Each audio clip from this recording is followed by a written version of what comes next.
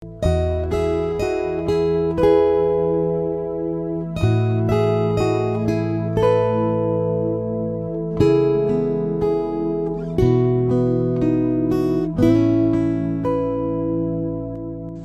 jumpa lagi dalam renungan harian GKI Kuitang. Shalom Aleihim. Untuk renungan kali ini saya memberikan judul Ono Rupo Ono Rego, yang didasari dari surat Galatia pasal 5 ayat yang ke-13.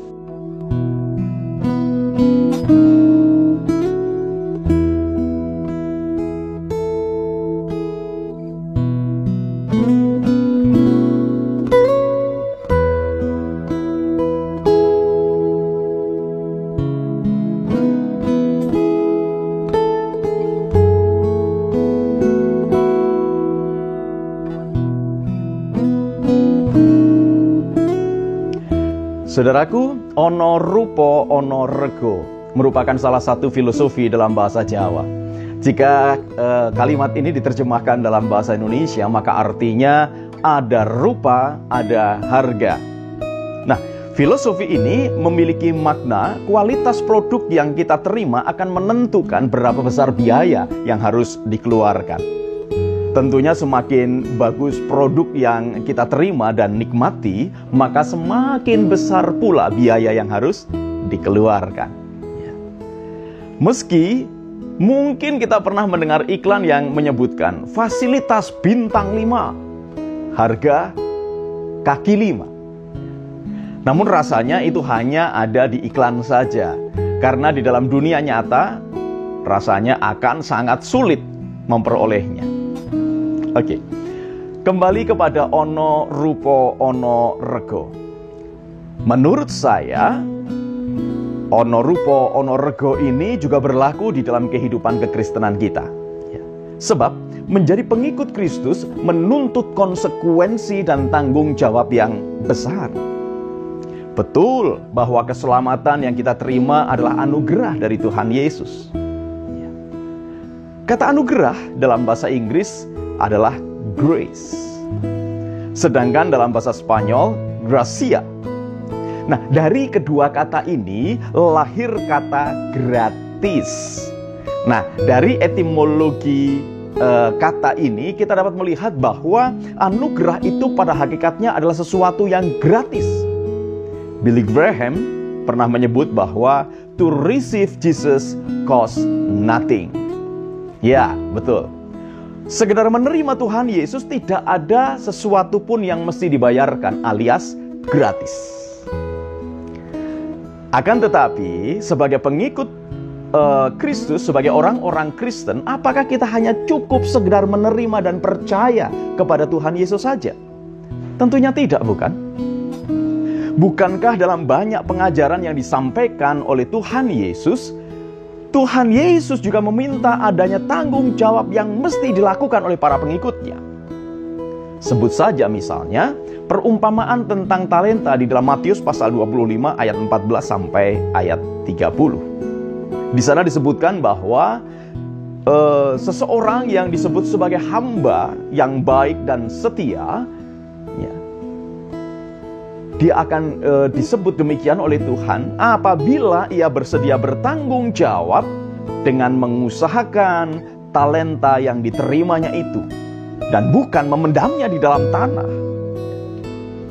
Nah, apa yang diajarkan oleh Tuhan Yesus ini ternyata juga dihidupi oleh Rasul Paulus. Sebagai orang yang memberitakan kebenaran Injil bahwa Tuhan Yesus adalah juru selamat, maka Paulus juga mengajarkan agar setiap orang yang percaya kepada Tuhan Yesus juga melakukan tanggung jawab masing-masing sebagai pengikut Kristus. Menurut Paulus, orang-orang percaya itu telah menerima kemerdekaan yang dianugerahkan melalui penderitaan, kematian, dan kebangkitan Tuhan Yesus. Nah, sebagai orang-orang merdeka, ada tanggung jawab yang harus dilakukan. Paulus menyebutkan demikian. Saudara-saudara, memang kamu telah dipanggil untuk merdeka. Tetapi janganlah kamu mempergunakan kemerdekaan itu sebagai kesempatan untuk kehidupan dalam dosa. melainkan layanilah seorang akan yang lain oleh kasih.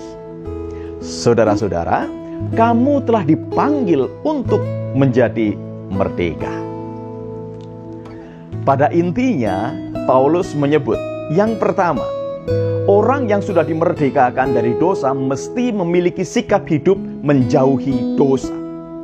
Kita perlu ingat, saudaraku, bahwa kuasa kegelapan itu seperti virus yang terus berupaya menginfeksi kita agar kembali berbuat dosa. Oleh karena itu, kita harus menjaga pikiran, kata, dan perbuatan kita agar tidak dikuasai oleh dosa lagi. Yang kedua, kita mesti mengisi kehendak kita ini dengan kebaikan dan melakukan kebaikan itu di dalam kehidupan kita, yaitu dengan bersedia melayani. Ya. Dengan terus memikirkan dan melakukan kebaikan, maka kita akan semakin dapat menghindari dosa. Namun, tentu bukan dengan kekuatan kita sendiri, melainkan dengan pertolongan Roh Kudus. Ono rupo, ono rego, mesti diwujud nyatakan di dalam kehidupan kita. Keselamatan sudah kita terima. Oleh karena itu ada harga yang mesti dibayarkan, yaitu dengan taat dan setia melakukan apa yang menjadi rancangan Allah. Kita tahu bahwa rancangan Allah adalah rancangan damai sejahtera. Oleh karena itu, sebagai orang-orang yang sudah dimerdekakan, maka kita mesti berjuang untuk mewujudkan damai sejahtera dimanapun kita berada.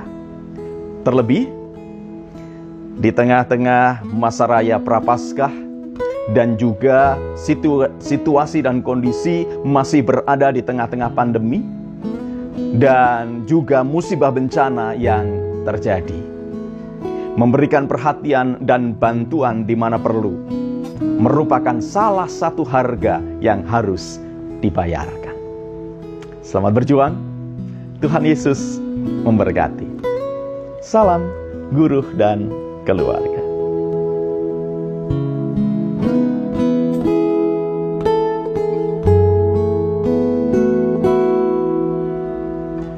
Mari saudaraku kita berdoa.